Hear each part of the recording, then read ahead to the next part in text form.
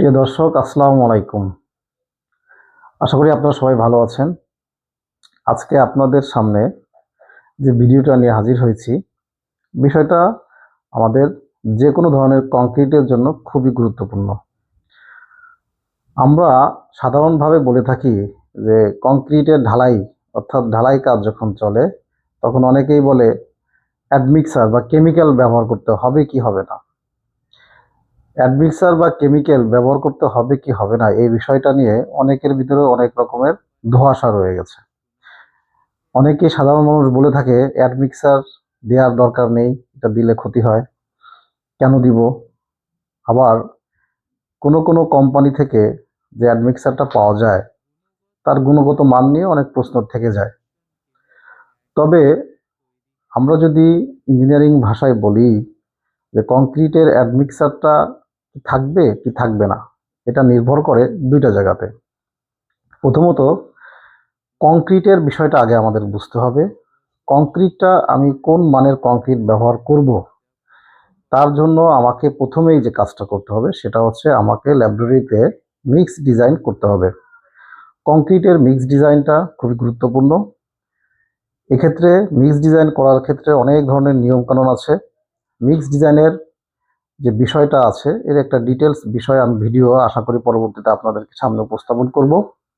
আজকে শুধুমাত্র একটু বলে রাখি, কংক্রিটের মিক্স ডিজাইন করার ক্ষেত্রে কংক্রিটে কোন ধরনের কংক্রিট অর্থাৎ কোন ধরনের এগ্রিগেট, ফাইন এগ্রিগেট, কোরস এগ্রিগেট ব্যবহার করা হবে সেটা যেমন নির্ভর করে, ঠিক তেমনি এই কংক্রিটে যদি অ্যাডমিক্সার ব্যবহার করা হয় অর্থাৎ যে ধরনের অ্যাডমিক্সারটা ব্যবহার করে এই কংক্রিটটা তৈরি করা হয় ঠিক তদ্রূপ আপনি যখন প্র্যাকটিক্যালে কাজ করবেন, যখন আপনি সাইটে কাজ করবেন তখনও কংক্রিটে কিন্তু ওই ধরনের ওই মানের অ্যাডমিক্সার আপনাকে ব্যবহার করতে হবে। এখন আমরা সাধারণত আমাদের যে বাংলাদেশে যে প্র্যাকটিসটা রয়ে গেছে হাউস বিল্ডিং এর ক্ষেত্রে, আমরা যখন বিল্ডিং এর কাজগুলো করে থাকি দেখা যায় যে আমরা একটা নির্দিষ্ট একটা প্রপোর্শন দিয়ে থাকি কংক্রিটে, 1, 1.5, 3, 1, 2, 4 এই ধরনের কাজ করার ক্ষেত্রে আমরা অনেক ক্ষেত্রে স্টোন চিপস ব্যবহার করি, অনেক ক্ষেত্রে করি না। আমরা ব্রিক চিপস ব্যবহার করি, অনেক ক্ষেত্রে করি না। তবে সবার আগে যে বিষয়টা আমাদের বিবেচনায় নিতে হবে যে আসলে মিক্স ডিজাইনে কি ছিল। যদি মিক্স ডিজাইনে স্টোন চিপস থাকে তাহলে অবশ্যই আপনাকে স্টোন চিপস দিয়েই কংক্রিটের কাজ করতে হবে।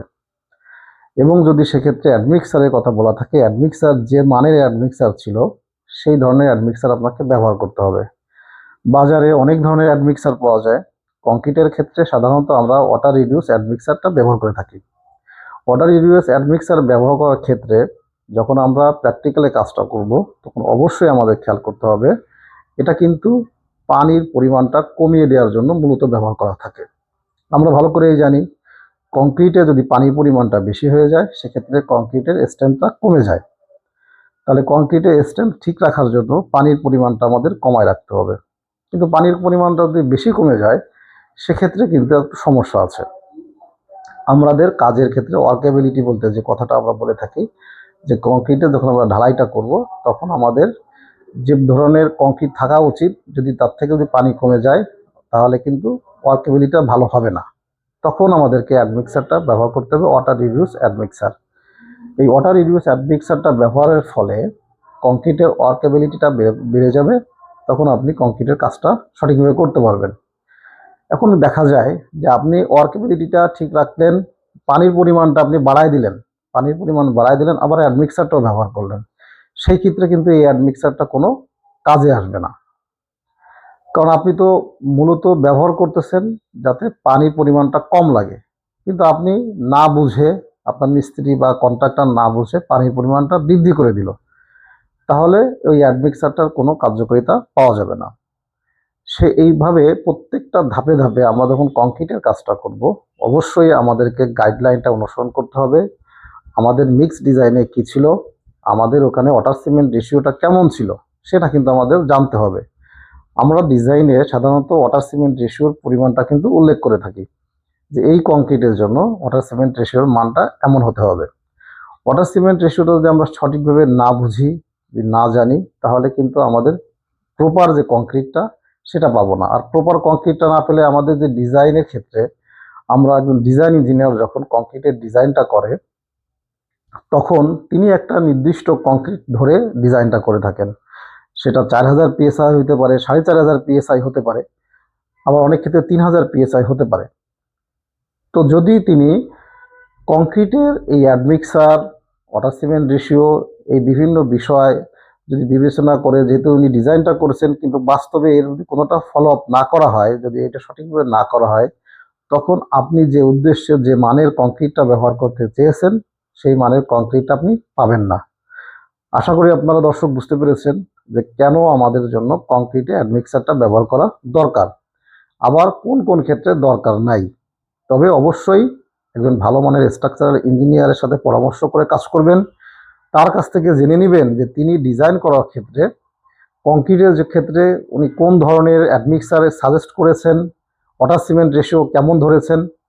সর্বোপরি সিমেন্ট বা অন্যান্য কংক্রিটের যে এগ্রিগেটগুলো আমরা ব্যবহার করে থাকি, সেই এগ্রিগেটের সিব অ্যানালাইসিসের ক্ষেত্রে তার এলএ ভ্যালুটা কত ছিল, তার ফাইনেস মডুলাস বা এফএম বালুর ক্ষেত্রে কত ছিল, ইত্যাদি বিষয়গুলো কিন্তু বিবেচনায় রাখতে হবে। ইঞ্জিনিয়ার যখন ডিজাইনটা করেন তিনি কিন্তু এই বিষয়গুলো আগেই নিশ্চিত করে থাকেন যে আমার এই কংক্রিট, এই প্রজেক্টের ক্ষেত্রে আমি এই মানের কংক্রিট ব্যবহার করব এবং আমার স্টোন চিপস বা ব্রিক চিপসের এলএ ভ্যালুটা এত হতে হবে এবং তার বালির এফএমটা এত হতে হবে, ওয়াটার সিমেন্ট রেশিও এত থাকতে হবে এবং অ্যাডমিক্সার দিলি অ্যাডমিক্সারটার ক্ষেত্রে আমাদের এই মানের হতে হবে। এইগুলো সবই প্রত্যেকটা বিষয়ে ডিজাইনের নোটশিটে দেওয়া থাকে। যদি কখনো কোনো ডিজাইনে এই ধরনের নোটশিটে না থাকে, উল্লেখ না থাকে, তাহলে অবশ্যই আপনারা আপনাদের ডিজাইন ইঞ্জিনিয়ারের সাথে যোগাযোগ করে এগুলো নিয়ে নেবেন। আশা করি দর্শক বুঝতে পেরেছেন। আপনাদের কাজের ক্ষেত্রে যে কোনো ধরনের পরামর্শ, যে কোনো ধরনের সমস্যা থাকলে আমাদের সাথে নিচের নাম্বারে যোগাযোগ করতে পারেন। আমরা আপনাদের সমস্যাগুলো সমাধান করার চেষ্টা করব। আশা করি দর্শক আপনারা ভালো থাকবেন। সবাই ভালো থাকুন। আসসালামু আলাইকুম।